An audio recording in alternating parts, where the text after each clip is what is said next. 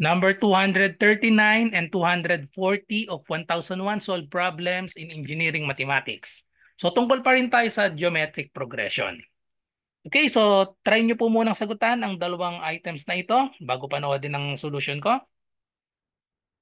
Okay, so let's start. So number 239, if the first term of a geometric progression is 9 and the common ratio is negative 2/3, find the fifth term. Okay, so gamitin lang natin ang formula para sa geometric progression. Ang formula natin is a sub n equals a sub 1 times r to the n minus 1. Okay, so ang hinahanap natin, find the fifth term. Okay, so fifth term, palitan lang natin yung subscript natin. A sub 5 is equal to a sub 1 times r to the n minus 1. So a sub 5 ito, so magiging to the fourth power na lang ito. So ano ang given natin? Substitute lang natin ang given.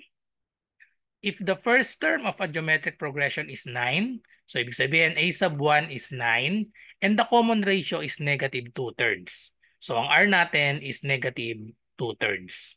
Okay, so substitute lang natin. So a sub 5 is equal to a sub 1 is 9, and then the value of r is negative 2/3, and then to the fourth power. So distribute lang natin yung exponent natin. So we have 9 times negative 2 to the fourth power. So even yung exponent natin, so yung negative 2 magiging positive na yan.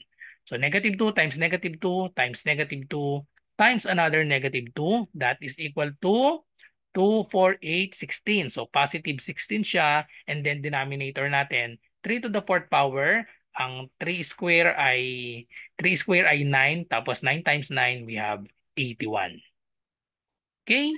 So therefore ang fifth term natin, mag-cancellation lang tayo dito. We have 9 and 16. Multiply natin yan. So pwedeng i-divide ito, cancel. Divide both by 9. So divide both by 9. So 1 na lang ito, and then we have 9. So final answer is 1 times 16. We have 16 over 9. Which is letter B, 16 over 9. Okay, so next number. Number 240. So find the seventh term is 56 and the 12th term is negative 1,792 of a geometric progression. Find the common ratio and the first term. Assume the ratios are equal. Okay, so given natin 7th term tsaka 12th term. Okay, so ang formula natin para sa 7th term, a sub 7 is equal to a sub 1 times r to the n minus 1 or 7 minus 1, 6. And then the other one is the 12th term. So we have a sub 12 equals a sub 1 times r to the 11. So dalawang equation natin. So I think substitute pala muna natin. Ang 7th term ay 56. So palitan lang natin ito ng 56 equals a sub 1. So wala pa tayong a sub 1. Hinahanap natin common ratio r tsaka yung first term. So wala pa talagang value itong a sub 1 tsaka r. So r to the 6. So this will be our equation number 1. And equation number 2, palitan lang natin yung 12th term na negative 1,792 equals a sub 1 r to the 11. That is our equation number 2. So para ma-solve natin ang mga variables natin a sub 1 and r, pwedeng i-divide natin tong equation 2 sa equation 1. Maka-cancel na kasi agad yung a sub 1 doon. Okay, so equation 2 divided by equation number 1. So kopyahin lang natin, negative 1,792 equals a sub 1 times r to the 11th power. I-divide natin sa equation 1. So divide itong left side, divide sa 56.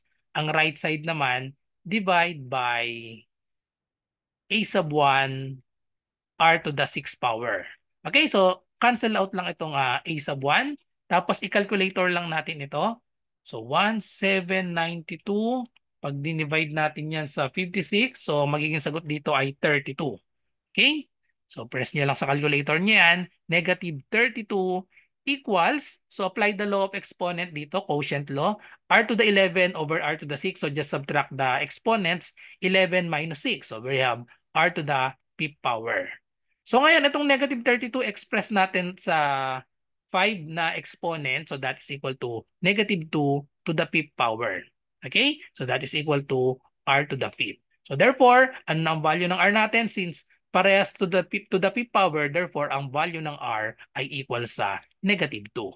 So tingin na tayo sa choices natin. So tanggal na tong letter B tsaka letter C. Dalawa yung -2. So kailangan substitute lang natin itong r equals -2 in equation 1 or equation 2. So sa equation 1 na lang para mas maliit yung number. Okay, so substitute lang natin dito. So we have 56 equals a sub 1 and then we have -2 to the 6th power. So we have 56 equals a sub 1. -2 to the 6, doblehin lang natin itong r to the fifth natin or -2 to the fifth is -32 times -2. So we have 64. Okay, so now divide both by 64.